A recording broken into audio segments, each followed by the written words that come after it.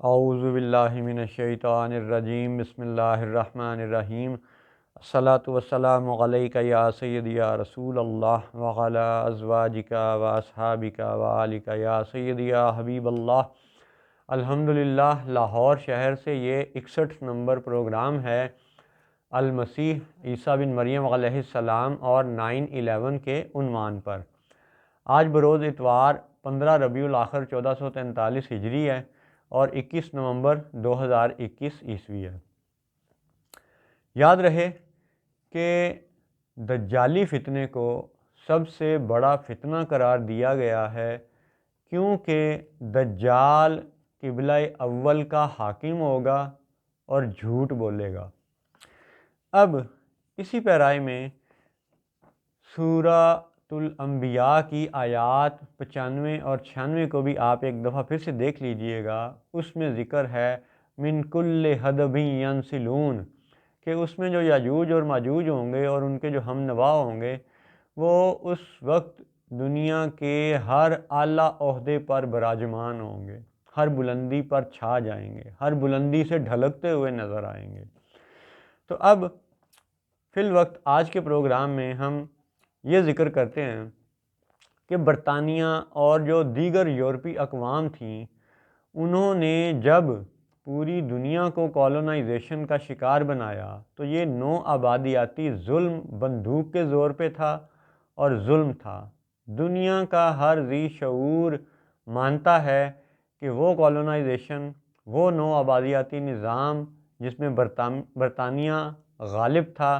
France, Holland اور دیگر ہسپانیہ، دوسرے ملک وغیرہ وہ بھی تھے شامل، لیکن سر فہرست برطانیہ تھا اور اس کا یہ سارا نظام ظلم تھا۔ اور اب حالت یہ ہے کہ اگر آپ آج کے موجودہ 2021 عیسوی کے دنیا بھر کے حکومتوں کے نظام پہ غور کریں، اداروں پہ غور کریں اور 150 سال پہلے کے برطانیہ کے نو آبادیاتی نظام پر غور کریں، تو سوائے ایک بات کے کہ جی گوری چمڑی کو کالی چمڑی سے بدل دیا گیا ہے، باقی تو سب کچھ وہی ہے، باقی تو ویسے کا ویسا ہی ہے۔ مثلاً جب گورا یہاں پنجاب پہ، ہندوستان پہ، پاکستان پہ، لاہور پہ، یہ سارے خطے پہ قابض تھا، تو کیا اس وقت گورے نے یہاں کیولری گراؤنڈ نہیں بنائی تھی؟ کیا یہاں فوجی چھاؤنیاں موجود نہیں تھیں برطانیہ کی بنائی ہوئی؟ کیا عدالتیں موجود نہیں تھیں، کچہریاں موجود نہیں تھیں گورے کی بنائی ہوئی؟ کیا قانون ساز اسمبلیاں موجود نہیں تھیں اس وقت گورے کے پاس؟ سب کچھ تھا۔ پنجاب اسمبلی دیکھ لیں، دیگر اسمبلیاں دیکھ لیں، دنیا بھر کے دیگر ممالک میں بننے والی ان ساری اسمبلیوں کو آپ دیکھ لیں۔ کیا تھا کہ نو آبادیاتی نظام کو مسلط کرنے والا، خواہ وہ فرانسیسی تھا، خواہ وہ برطانوی تھا، خواہ وہ اسپین کا تھا، خواہ وہ ہالینڈ کا تھا، جہاں جہاں بھی وہ دنیا بھر میں گئے اور انہوں نے بندوق کے زور پہ دنیا کو غلام بنایا، وہاں پہ انہوں نے تعلیمی ادارے بھی بنائے، ٹھیک ہے، علاج معالجے کے لیے ہسپتال بھی بنائے، سو کالڈ انصاف دینے کے لیے عدالتی نظام بھی کھڑا کیا، قوانین بنانے کے لیے قانون ساز اسمبلیاں بھی بنائیں، اور ان سب کو تحفظ دینے کے لیے چھاؤنیاں اور فوجی چھاؤنی اور فوجی، یہ سب اپنے انہوں نے ٹرانسلیٹرز کے گروپ کو بھرتی کیا۔ تو برطانوی فوجی بھی شامل تھے اور ہر علاقے کے ٹرانسلیٹرز بھی ان کے ساتھ ملوث تھے۔ اب آپ یہ دیکھیں کہ آج نومبر 2021 عیسوی میں انصاف کے نام پہ بننے والی پی ٹی آئی کی حکومت نے عمران خان کی عمران خان کی حکومت میں اس کی وزارت عظمیٰ کے دور میں جو قوانین پاس کیے ہیں، ٹھیک ہے، ویسے تو اوریہ مقبول جان صاحب بھی اس پہ تبصرہ کر چکے ہیں کہ اس میں غیر اسلامی اور غیر قرآنی قوانین بھی منظور کر لیے گئے ہیں، اور ڈاکٹر اشرف آصف جلالی صاحب بھی اس گھریلو تشدد کے بل کو اور دیگر باتوں کو چیلنج کر چکے ہیں۔ تو بات یہ ہے کہ جب ہم سب مسلمانوں کا یہ ماننا ہے کہ اگر کوئی شخص وہ کلمہ بھی پڑھے، مسلمان ہونے کا دعویٰ بھی کرے اور وہ قرآن پاک کی محض ایک آیت کا انکار کرے، تو سب مسلمانوں کا متفقہ فیصلہ ہے، متفقہ طور پر یہ ماننا ہے کہ وہ شخص جو قرآن پاک کی ایک آیت کا انکار کرے وہ دائرہ اسلام سے خارج ہے۔ اور اگر جان بوجھ کر رکھنا ڈالے، جان بوجھ کر مخالفت کرے، جان بوجھ کر یعنی قوانین کا مذاق اڑائے، تو پھر وہ غیر مسلم سے نیچے کافر کے درجے میں چلا جاتا ہے، اور پھر بھی باز نہ آئے اور پھر بھی جناب اپنے وہ ایمان اور جناب حضور سے محبت کا دعویٰ کرتا چلا جائے، تو پھر اس کے لیے منافق کی بھی شرط لاگو ہو جاتی ہے۔ بنیادی طور پہ کیا ہے کہ قرآن پاک کی اگر ایک آیت کا بھی انکار کیا جائے تو اب اولیاء مقبول جان صاحب جیسے دانشور، ڈاکٹر اشرف آصف جلالی صاحب جیسے عالم دین، یہ دونوں کہہ چکے ہیں، کہہ رہے ہیں کہ یہ جو پاکستانی قانون ساز اسمبلیوں نے قانون بنایا ہے گھریلو تشدد کے بل کے نام پر، یہ درست نہیں ہے، اس کو ختم ہونا چاہیے، یا کم از کم اس میں ترمیم ضرور ہونی چاہیے، ورنہ تو یہ پورا اسلامی خاندانی معاشرتی نظام کو تباہ کر دے گا۔ تو اب آپ یوں دیکھیں کہ یہی کام جو عمران خان کر رہا ہے، فوج کیا اس کے ساتھ نہیں کھڑی؟ عدالتیں کیا اس کے ساتھ نہیں کھڑی؟ سو کالڈ ایک جو نام نہاد ادارہ اسلامی شریعت کونسل بنا کے رکھا ہوا ہے، اسلامی نظریاتی کونسل بنا کے رکھا ہوا ہے، یا فیڈرل شریعت کورٹ بنا کے رکھی ہوئی ہے، ان کے عملی کردار کیا ہیں وہ قوم ساری دیکھ رہی ہے۔ پھر کہ کیا قانون ساز اسمبلیاں، کیا یہ تعلیمی ادارے، کیا یہ بڑے بڑے جو بھی ادارے ہیں اس وقت حکومت کے زیر انتظام، کیا ان کو نظر نہیں آ رہا کہ یہ خلاف قرآن، اللہ اور رسول کے احکامات کی خلاف ورزی میں قانون بنا رہے ہیں صرف جمہوریت کے نام پر؟ تو غور کریں کہ یہی کام اگر آج سے 150 سال پہلے برطانوی ملکہ الزبتھ کا بھیجا ہوا گورنر کرتا تو کیا ہوتا؟ تو کیا یہاں کے سارے مسلمان اس گورنر کے خلاف اعلان جہاد نہ کرتے، اس کو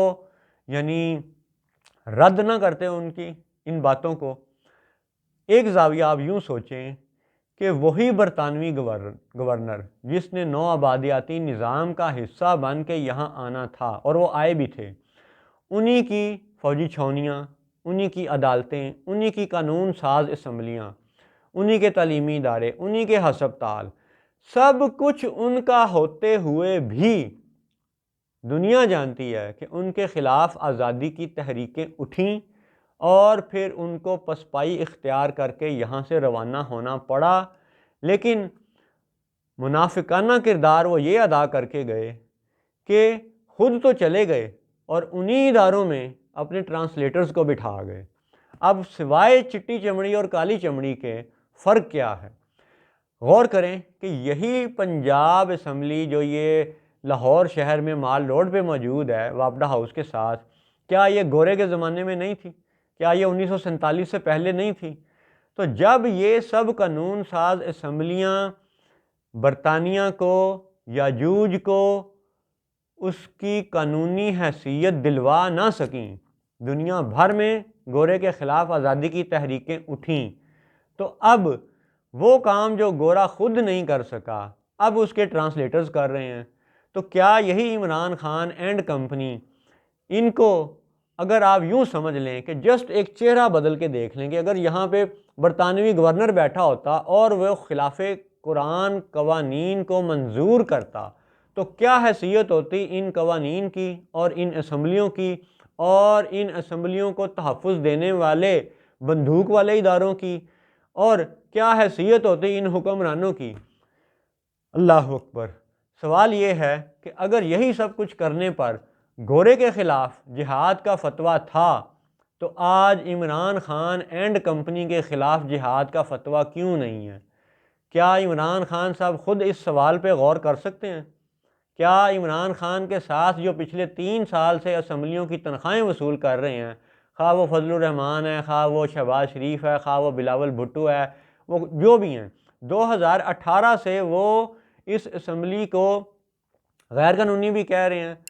فوج کا نام لے کے مختلف طرح کے الزامات بھی لگا رہے ہیں، اور پچھلے 3 سال سے وہ اسی اسمبلی کی تنخواہیں بھی کھا رہے ہیں۔ اور جب اس بل کے منظور ہونے کا معاملہ آتا ہے تو واک آؤٹ بھی کرتے ہیں، پیچھے سے بل منظور بھی ہو جاتے ہیں، اور پھر حزب اختلاف یہ کہتی ہے کہ جی ہم ان کو عدالتوں میں چیلنج کریں گے۔ تو جب آپ خود قانون ساز ہوتے ہوئے انہی قانون ساز اداروں کو ماننے پہ تیار نہیں ہیں، تو پھر کیا یہ ایک عام آدمی کا حق نہیں ہے کہ وہ پوچھے ان حکمرانوں سے کہ جب قانون ساز خود ان قانون ساز اداروں کو ماننے پہ تیار نہیں ہیں تو کیا ہمیں اتنا سوال کرنے کا حق ہے کہ یہی سب کچھ اگر آج برطانوی ملکہ کا بھیجا ہوا گورنر یہ قانون منظور کرتا یا کرواتا تو کیا اس کے خلاف جہاد کا فتویٰ آتا؟ اس سوال کے ساتھ ایک دفعہ پھر غور کر لیں کہ رسول پاک صلی اللہ علیہ وسلم نے فتنہ دجال کو سب سے بڑا فتنہ کیوں قرار دیا تھا؟ بہت سی حکمتوں میں سے، بہت سی باتوں میں سے ایک اہم ترین بات یہ معلوم ہوتی ہے کہ یہ دجالی فتنہ اس لیے سب سے بڑا فتنہ قرار دیا گیا تھا کہ دجال قبلہ اول کا حاکم ہوگا اور جھوٹ بولے گا۔ اور اسی پیرائی میں دیکھیں کہ آج بھی اس وقت نظر دوڑا لیں پوری دنیا کے معاملات پہ دیکھ لیں کہ عوام کیا شور مچا رہی ہے اور حکمران کیا شور مچا رہے ہیں۔ جس طرح کووڈ کے نام پہ یورپ میں، آسٹریلیا میں،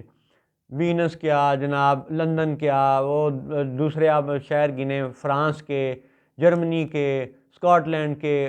کئی جگہوں پر یہ زبردستی کی جو ویکسینیشن جاری ہے اس کے خلاف ہنگامے ہو رہے ہیں، اور وہاں کی حکومتیں اپنے ہی عوام پر ظلم کر رہی ہیں، اور مسلمان دنیا کے جو حکمران ہیں وہ جلدی جلدی جناب ٹیکہ لگوانے کی ترغیب دے رہے ہیں، فٹافٹ لگوا لیں جی، فٹافٹ لگوا لیں۔ تو اب آپ یہ دیکھیں کہ عیسائی وہاں پہ یہ ویکسینیشن کے خلاف احتجاج کر رہے ہیں، اور مسلمان مکہ والوں کے کہنے پہ دھڑا دھڑ ٹیکے لگوا رہے ہیں۔ تو یہ اس وقت ایک ایسا ملغوبہ، ایک ایسا مکسچر بن چکا ہے جس کو ہم ایک جملے میں پھر یوں سمرائز کر سکتے ہیں کہ دجال قبلہ اول کا حاکم ہوگا اور جھوٹ بولے گا۔ اور اسی وقت آج بھی آپ RT نیوز کی آپ آج کی ہی دیکھ لیں ویب سائٹ، اس پہ وہاں کے حکمران یوں پلے کارڈ اٹھا کر کے جناب کہہ رہے ہیں کہ جھوٹ نہ بولو ہمارے ساتھ، یعنی لوگ، یورپی لوگ اپنے حکمرانوں کو کہہ رہے ہیں کہ ہمارے ساتھ جھوٹ مت بولو۔ تو یہی ہے فتنہ دجال کہ حکمران عوام سے جھوٹ بولیں گے، دجل کریں گے۔ اللہ تعالی ہم سب کو اپنی پناہ میں رکھے اور اس فتنہ دجال سے بچائے۔ السلام علیکم ورحمۃ اللہ وبرکاتہ۔